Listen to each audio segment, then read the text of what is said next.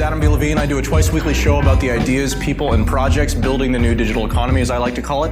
And the people up here really are some of those folks.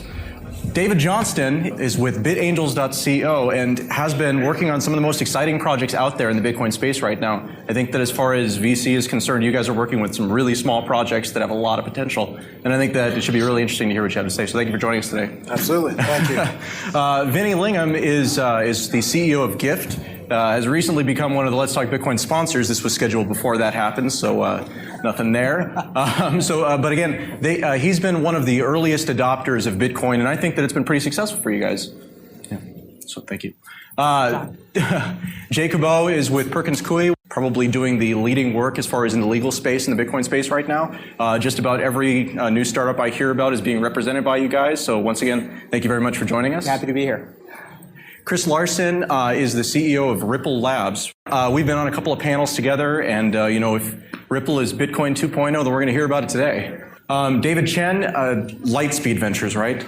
I apologize so much. Again, the VCs that are working in this space right now and that have been in for longer than 6 months really are hooked up with some of the most exciting projects that are out there. So again, I think this should be a really interesting conversation. I'd like to thank you all one more time for joining us. Thank you. So the first question goes to you, Vinny. Break it down for us. As a merchant in the space, why is Bitcoin something that's attractive to you? Yeah, so we're in the gift card space, and one of the biggest problems with gift cards online and online digital mobile gift cards is card not present, right? So you have people using credit cards to make purchases of gift cards, and you, as a merchant, you release the code straight away because the bank says, cool, it's approved, the card is good. And then 3 months later, you get a chargeback. Sorry, that card wasn't good. I mean, we've lost up to $2,000 on a single customer where they used a fraudulent credit card multiple times. The bank kept approving it. And when the message came back, they said, well, we were notified before the transactions that it was fraudulent, so why didn't you block it? And, well, they couldn't care. So the banking system is actually quite prejudicial towards retailers. Think about it. As a retailer, when you ship anything, whether it's a gift card or it's physical goods to somebody, you're at risk. And with Bitcoin, it was just obvious, right? So we get the money, it's digital cash. We know when we're giving out the gift card that it's paid for and irreversible. So that was the biggest saving for us, is actually going and taking this 3% margin, and it's actually more. It's about 4% worth of cost out of the business, and now it makes it a lot more scalable and profitable to run an online gift card business. And then we built a loyalty program around that by giving back 3% to our customers in points to encourage more purchasing. Based on your experience so far in the space, if you had the opportunity of doing all of your business in Bitcoin, would you? It's a good question. I think the market we serve is obviously the whole US, and the idea of gift is that you can gift from the East Coast to the West Coast.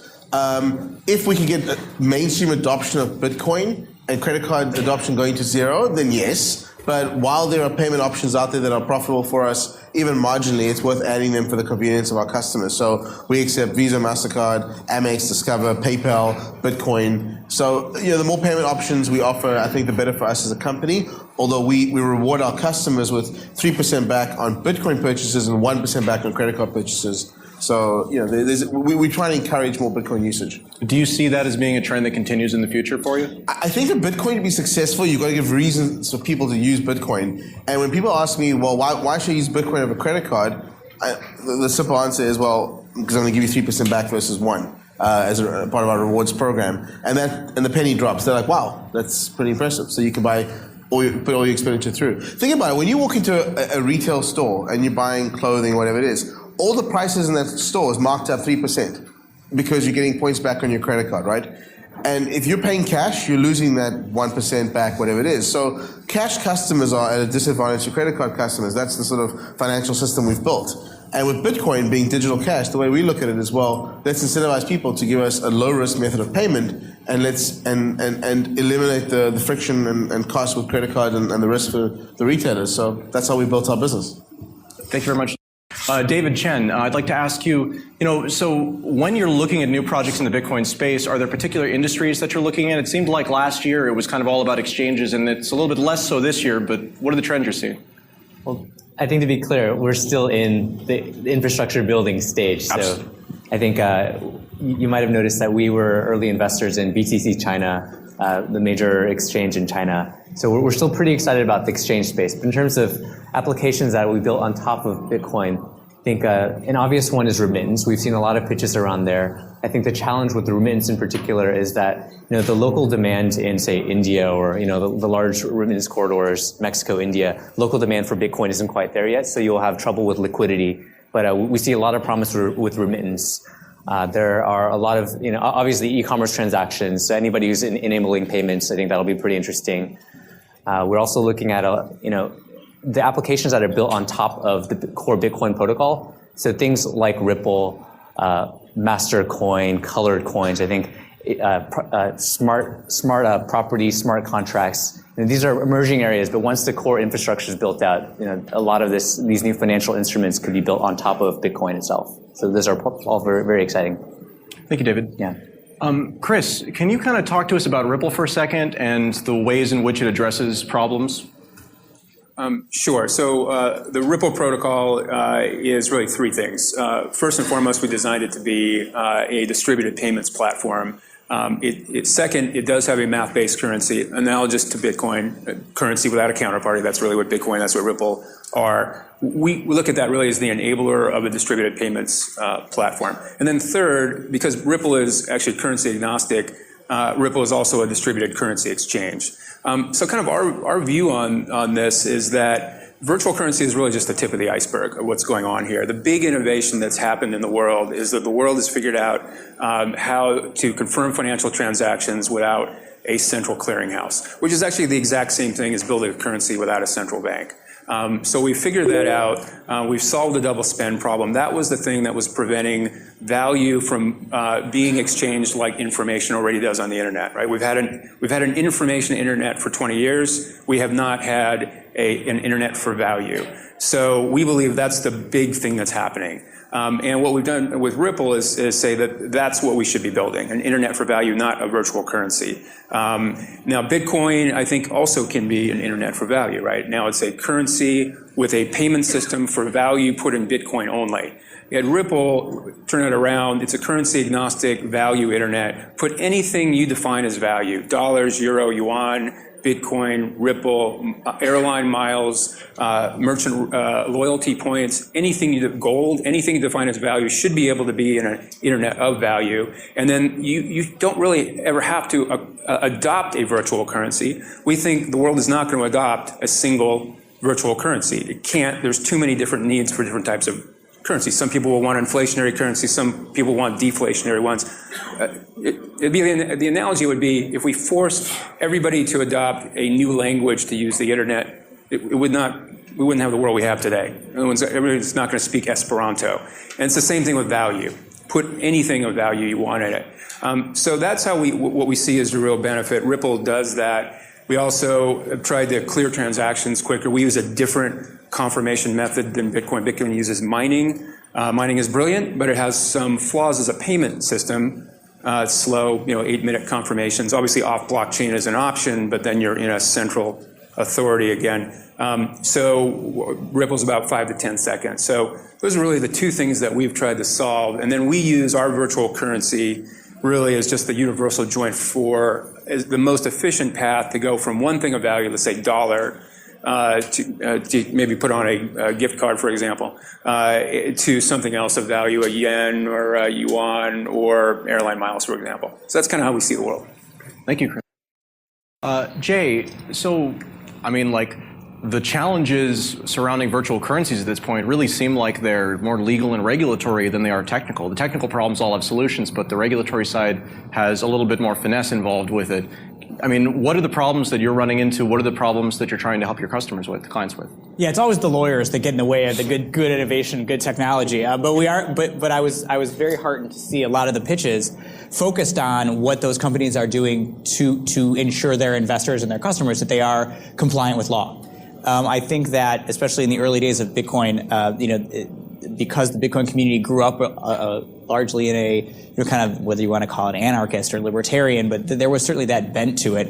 And now that it's becoming more mainstream, the fact of the matter is this is a world of laws and governments, and we have to find a way to have this very innovative technology and very innovative system, integrate with the established, not that innovative kind of annoying systems for financial compliance. But as I think the more successful companies in Bitcoin are realizing now, these are not insurmountable problems. They're problems that demand a little bit of innovation and a little bit of work.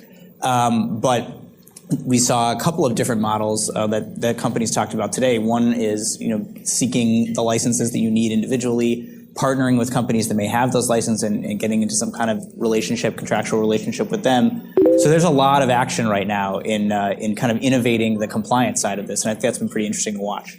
On the Bitcoin side of the business that you do you think that in 5 years you'll be doing more business or less business?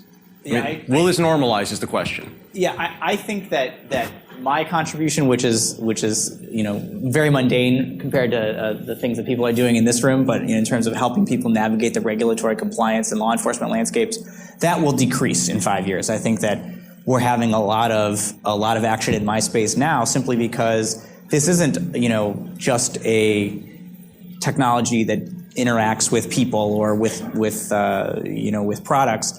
Finance is a very highly regulated industry, and the speed with which Bitcoin can be transferred, the irreversibility of Bitcoin transactions, and just the massive growth and adoption has caused a lot of folks in regulation and law enforcement and in lawmaking, especially very, very, very recently, to take notice and to say, hey, wait a second, we've got to figure this out. So I think, to answer your question simply, 5 years from now, I doubt that anyone in Bitcoin is going to be inviting me to speak at a Bitcoin conference, which will be too bad for me. But for now, there's a lot of action in the regulatory space, and my personal belief, and one which I've shared with some people in the room at other events I've spoken at, is that the companies that are poised to succeed, not just in Bitcoin, but in other decentralized virtual currencies and in payments generally, in the long run, are companies who have taken on the compliance challenge head on and found a way to solve it in a way that's above board and that's comfortable even to kind of stodgy old institutions like state banking regulators and banks. We saw a couple of people talk about how difficult it is to get banked as a Bitcoin company. Bitcoin companies with solid compliance programs can get banked. It's not as easy as running a grocery store, but it is certainly out there and doable. And I think that's companies that have invested in the compliance side, they've got that. They're pretty far ahead. So I want to follow up with you one more time. So I agree with you. I think that it is possible, but there are other examples out there of companies that really are compliant or well-funded, BitInstant being the most prominent of them, that have apparently been shut down with no recourse for more than 4 months, and the only thing holding them up has been that they can't get a bank account. So, I'm not in a great position to talk about any one particular company, but I'll say that getting the meetings and making the contacts with people at the financial institutions to really get banked is challenging. And I think that it was just a couple days ago that we saw B of A come out with some policy on Bitcoin businesses. We're going to see more of that. My guess would be that if Plug and Play does an event on Bitcoin a year from now, there will be a number of prominent banks that have established Bitcoin banking programs. If I were, a man of unlimited means, I would buy a bank and bank Bitcoin companies. I think there's a tremendous amount of growth in that area. There are a lot of very smart, very law-abiding, very innovative people who are working in virtual currency and cannot get a banking relationship, and that is a huge problem. But there are also a lot of those people that have developed really good compliance programs, and I'm sure there are people in this room working on technology tools that will allow those compliance programs to far exceed the capacity of compliance programs at more traditional money transmitters. There's just so much information out there between the ability to harvest information from users, between the information in the blockchain. People are going to develop those tools and continue to develop compliance programs and analytical tools that will allow banks and others to get very comfortable with the fact that Bitcoin businesses are not, they don't pose a greater risk for money laundering or terrorist finance or anything. So it's just a new thing. I think it's new. They're still building those kinds of things. And, as someone said earlier today, banking is not known for great innovation. Right. And I think this is just an example of technologists coming together to create an extremely innovative product that is moving very quickly, and banks being just slow to keep up. Thank you, Jay. David, so every Bitcoin conference that I go to, I see you there, and I see you always sneaking off into the corner with the interesting projects that have absolutely no funding whatsoever, and talking to them about creating altcoins. So can you tell me about what strategies you're using when you're investing into this space? I mean, are there particular characteristics or types of projects that you're attracted to at this point? So what I'm primarily interested in is people that are doing something more than Airbnb for Bitcoin or eBay for Bitcoin. I've been approached by a high number of those companies, which is great early on. You can do those things now with Bitcoin. But I would just echo what David said about building infrastructure is really my interest at this point. So you need to be building a company that has a competitive advantage beyond a year from now when Airbnb themselves starts accepting Bitcoin, and then your competitive advantage disappears. And so most of the interest from the BitAngels so far has been in these infrastructure level investments. And so David brought up Mastercoin. I led the due diligence for that particular investment. And this is a protocol built on top of Bitcoin that does distributed exchange, distributed commerce. That is the single biggest investment that the group has made, about $5 million in that particular project. And I really believe it because it was a very fundamental thing that everybody wanted, was a decentralized, no counterparty risk way to do commerce, the way to do exchange, the way to do financial transactions. And so people that are building in that infrastructure, those are the deals that I want to look at. People building those fundamental protocols, that's what really gets me excited. In fact, as you know, I recently published an entire white paper on the subject of decentralized applications and how we can use this new model to build these new types of companies that aren't traditional, but instead built on open source. They have their own token and they have their own protocol. I think that could be one of the single most disruptive things that comes out of Bitcoin, is this entirely new monetization and financial model. So the Bitcoin as we know it now is not the Bitcoin that we'll know in 2 years from now. Exactly. I mean, we've seen some really, really important developments come out from the core Bitcoin developers. Recently, Gavin, the chief scientist for the Bitcoin Foundation, posted a great update about this debate in the Bitcoin community, which has been going on for a year or so, about should Bitcoin just be about Bitcoin transactions, or should we be able to attach additional metadata information into the blockchain to store other kinds of information and to do all these types of different features. And so what he said was the core devs have now given a clear way that people can add metadata to the blockchain records. And that opens up a huge number of applications. And so I expect I'll spend most of 2014 exploring how to invest in the companies that are building out those core applications. What do you think of the fact that Bitcoin as a protocol kind of continues to expand over time and that it's not really a static thing? And, like when I asked you that question, I actually was talking about, like Bitcoin will have things like Mastercoin built on top of it, but also Bitcoin itself is in flux. I mean, how is it to work with something like that? Well, it's definitely still evolving. You've got very smart developers that are working to build the core infrastructure. And it seems like so far, they've really focused on the core features. So Bitcoin, for those that don't know, can theoretically enable a huge number of different type of features. But most of those have been turned off because they're more difficult and they're more complex. Scripts is the usual example, right? You can do scripts in Bitcoin, but that's a feature that's been turned off in the reference client because it brings a lot of complexity. There's a lot of edge cases. We don't really know what the risks would be. And so what I've seen more and more is they're focusing on the scalability of the main transactions. I mean, there are big questions still left about the block size, about other technical issues. And as this becomes a $10 billion, $100 billion ecosystem, the core team seems to be really focusing on making sure they nail basically scaling the existing system. Right. And that's really where I realized there's really a need for these additional protocols on top because you need a different token that is monetizing different features. And so you can have a different core group of people focusing on that particular feature set without sort of risking the underlying infrastructure. And so that's been a big realization for me the last 6-12 months. And that's why I spent so much time on it. Thank you, David. We're going to return to, I'm sorry, Vinny, I almost skipped you. I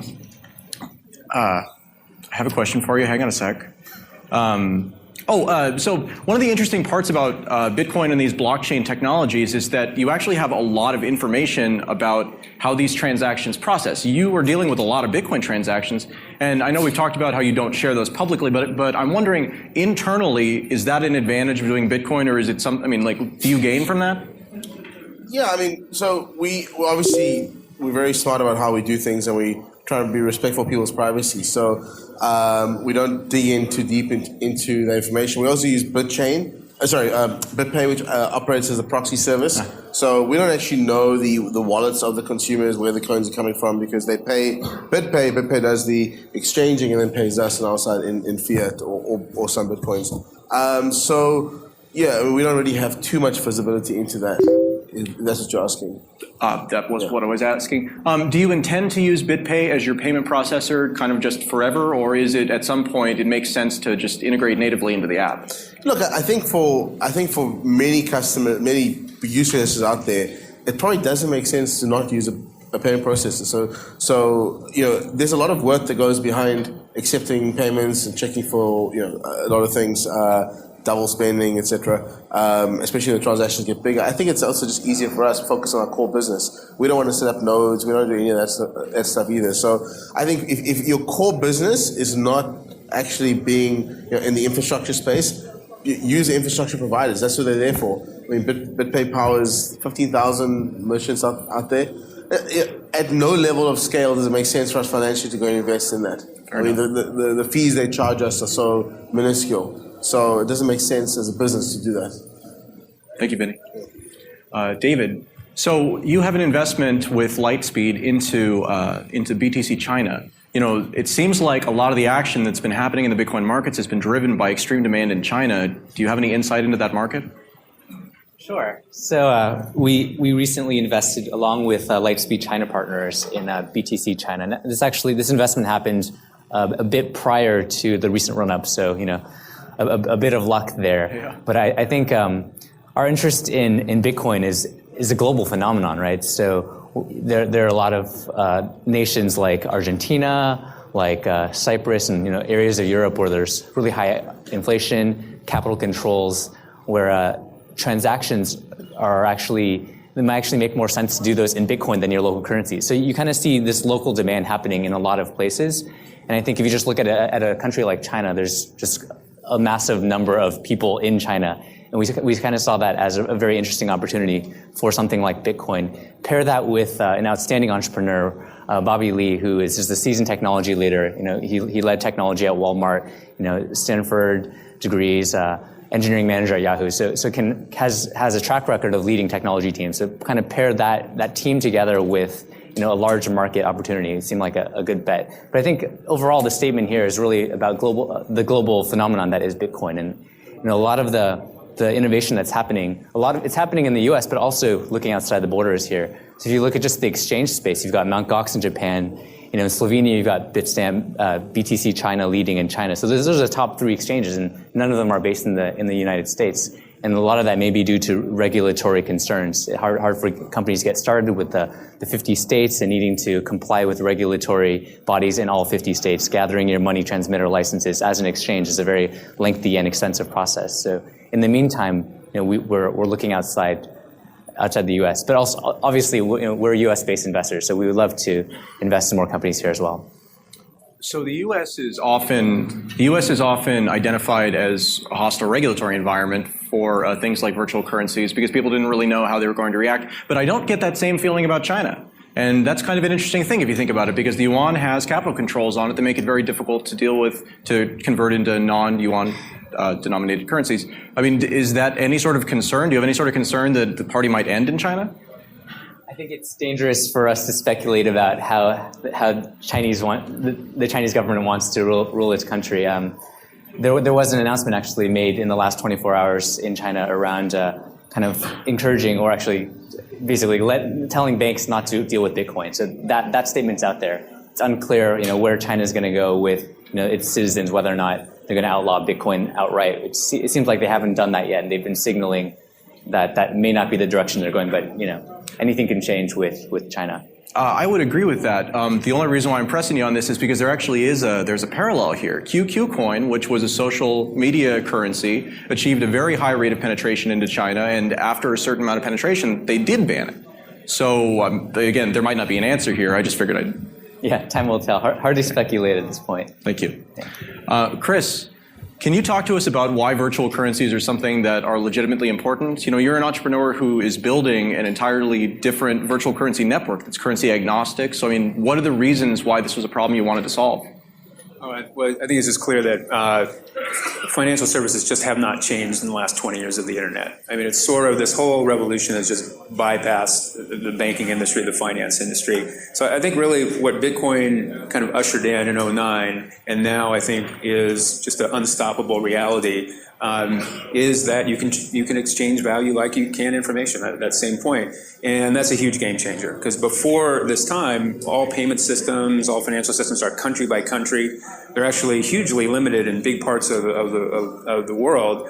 China being an example, where you have huge internet penetration, but you have a cash society that doesn't have a lot of payment options. So that's not lining up. You know, you need to have the citizens of the world be able to see the information, Airbnb or whatever it is, and execute on it through payments. And the world is missing that. So that's why this is such a big deal. And I mean, to date, you've seen fintech companies, and my last two companies, Elo and Prosper, they were US centric. And you're sort of trapped in the US. So much fintech is like that. I think that's why venture capital has not been that interested in fintech to date, really, when you compare to other things. And now that's all over. It is global. And in fact, Bitcoin, Ripple, these things are. Ripple is also, number one. China's our number one region. So these things are actually more important in the developing world and in places like China, which are just, so wealthy now and such huge e-commerce markets. And that's a big game changer. So startups now can really go global in fintech. You can start doing things with dramatically lower costs, dramatically higher numbers of customers that you can serve. These are great things for the world. And I think regulators, are starting to see that. That's why the Senate hearings were so positive a couple weeks ago. They're starting to see these not as some fringe thing, it's not, but as a really monumental shift where now finance gets flattened, just like information's been flattened. As a retailer, we get people around the world trying to buy gift cards. For example, online retailers, there's a whole bunch of them that support delivery in, I think, 150 countries. And when they put their credit card in, and I'm going to pick on an African country like South Africa or Nigeria, one of those. I'm from South Africa. So when you use a credit card in those markets, it's happened to me when I'm there. No, like the merchant cancels the order. The email comes back, sorry, order's canceled. We don't trust the credit card, or we don't, the shipping address is, whatever it is. And so, and you can't blame them, right? So if you're a retailer, you're an online merchant, how do you trust the credit card's good for a foreign bank issuing it, and then you have to ship the goods overseas? It's even worse than the US. And so when we use Bitcoin, now we're plotting our international expansion in 2014, and we've got dozens of online retailers that ship to hundreds of countries around the world. And now they're saying, okay, well, if you guys can take the payment and deal with that and issue a gift card, and people use gift cards to pay online, it's fine. And they're currently doing that. So we're seeing a lot of international traffic, people signing up on our website, buying gift cards, paying with Bitcoin and having goods shipped to them that they previously did just not have access to. For them to go and buy on an online retailer was just not possible because the credit card system. So to Chris's point, I think Bitcoin is now opening up new avenues for e-commerce companies to start looking at audiences outside the US and not have to worry about fraud risk. Thank you, Vinny. Chris, I have one last follow-up. So one of the primary differences between Ripple and Bitcoin is that Ripple is an actual company and Bitcoin is sort of powered by a foundation, but mostly it's just out there and there isn't really anybody backing it. Do you think that that's a detriment or a benefit for you? So just to be clear, so there's two things. There's Ripple, the protocol, which is open source, basically a public good. Anybody can use it without paying. Ripple Labs, which is the company I'm CEO of, and there's 35 of us now in San Francisco, and we're growing rapidly. So in a sense, we're sort of like a red hat to Linux in a way. So anybody can take the code. There's the Ripple protocol. Again, they don't pay us fees. Our business model is that we have created a math-based currency called XRP or Ripple, and we're distributing lots of that to incent people to get onto the Ripple protocol, market makers, Wall Street companies, for example, gateways throughout the world, because those are the ways you bring other things of value that do have counterparties, dollars, euro, yuan, airline miles, for example. So we don't have to charge fees through the protocol. We can just hold on to a portion of the XRP, and if the protocol succeeds, it's a deflationary currency, XRP, just like Bitcoin. You would expect that the currency would succeed, therefore our business model would succeed. So there's a separation of the two, but what we like about this model is that we can hire a ton of great engineering talent to really work on the core network, and then let other companies build applications for consumers on top of that, like you do on Bitcoin, but we can really concentrate. We have a lot of our engineers are some of the original Bitcoin folks, Stefan Thomas, David Schwartz, Jed McCabe, who invented the consensus method. And we think that's constructive for the network itself.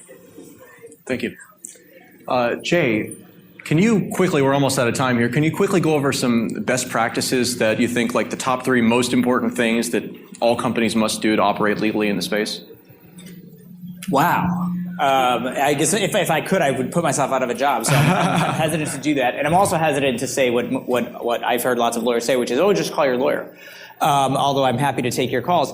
I would say that I think just at a thematic level, I mean, people, especially as a very educated audience about some of these issues, and there's a lot of nuance in the regulatory environment. But one thing I would say is, especially to people in rooms like this that are, they're committed to operating above board businesses. Your relationships in your cryptocurrency business, or whatever that business may be, is it an exchange? Is it providing some kind of consumer-facing interface? Is it payment processing for merchants? You have to be transparent with all the relationships that you have.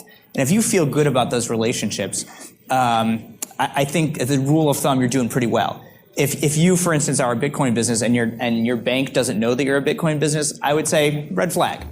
Yes, you may not have broken the law. You may have. If you signed a form to open your bank account and it says everything's true and correct under 18 U.S.C. 1001, and I promise I haven't made any false statements, and if they asked you were an MSB, you check no, that's possibly a crime. But more broadly, if you go down to your corner bank, you open up a small business checking account, and you're moving a huge volume of dollars through that, I think that's going to set off some red flags.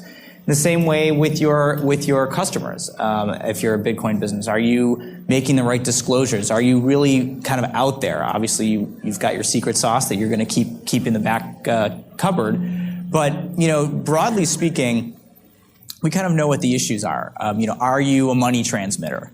Are you engaged in some other money service business? And those are issues that kind of need to be acknowledged and solved, rather than, I think, 6 or 8 months ago, you saw a lot of people trying to kind of go around the regulations. At this point, I think it's pretty clear that companies that are going to succeed in cryptocurrency, in virtual currency, in online payments, whatever that evolves to be, they're not trying to go around the regulations. They're acknowledging what they are and finding a way, whether it's through lobbying, which there are lots of people in the Bitcoin industry that are involved in very, very persuasive lobbying efforts to make sure that regulators don't regulate the United States out of the Bitcoin market. The fact that the 3 largest Bitcoin exchanges are not in the United States says something about what the regulatory climate is. Maybe that's not what it will always be, but I think that's certainly an issue. But as a general rule, companies who are especially companies trying to raise outside capital, if you're not being honest with yourself and with your business partners about what your business is, about what disclosures you're making, you don't feel good about someone doing diligence, you've got some issues. Thank you, Jay. And we're going to end with you, David. David, so you released a white paper about distributed applications. We have 3 minutes and 13 seconds. Can you do it? Can you give us an overview of what's coming next in Bitcoin? Or in cryptocurrency? Sure, I'm happy to talk on that. So what I'm seeing as the future is, just like with the internet, we have different protocol layers. The same thing is going to evolve in Bitcoin. So we have, at the bottom of the internet, TCP/IP, right? That is the basic messaging mechanism. On top of that, we have HTTP. On top of that, people have built browsers. On top of browsers, people have built applications. And so there's a lot of gain and benefit you get from the network effect. And having a layer that already exists that's massive in size, like Bitcoin, that provides a lot of security against a 51% or double spend attack, gives you a huge starting advantage if you build a protocol on top of that. And so what we see with Mastercoin is the first wave of these type of applications. There's others out there that have been mentioned. And this is really exciting because now with Mastercoin, it gives me a layer that has different features that Bitcoin doesn't have. So one example is the distributed exchange that lets me trade any digital asset for any digital asset directly on the blockchain without having to have a counterparty. I'm actually making that offer to the blockchain. Somebody's seeing that offer and they're matching that offer, and the blockchain does that matching. There's no counterparty. So that's interesting. The other main feature that really interests me is the user-based currencies. Forbes recently covered this in an article about Mastercoin. Basically, Mastercoin allows you to create your own digital tokens for not necessarily currency or even payment systems, but any application that you want to record the ownership in tokens, you can now issue those through the Mastercoin protocol. It's recorded in the blockchain transaction, so you have a permanent record of that. And now when you want to offer those tokens to customers or to developers or to people doing the funding, now you have a mechanism to do that. So that's a pretty incredible stack that's developing with Bitcoin at the bottom, something like Mastercoin or these other protocols in the middle, and then you have people building more user applications, sort of customer-facing applications on this third level. And so that's what I describe in my paper is, what do we call these entities? This really hasn't existed before. They're not companies. They don't have employees. They don't have revenue. They don't have profit. All the monetization is built into the mechanism of the token, similar to what we have with Bitcoin. And so I've termed those decentralized applications, distributed apps for short. You can check out distributedapps.co if you want to read the white papers. But I really do think that model of building a company is something we haven't seen before and is incredibly disruptive, incredibly interesting because it leverages all these different technologies. David, thank you very much. Sure. And that wraps up our panel. I'd like to thank all the panelists, David, Chris, Jay, Vinny, David. Thank you very much for joining us. This was really enlightening.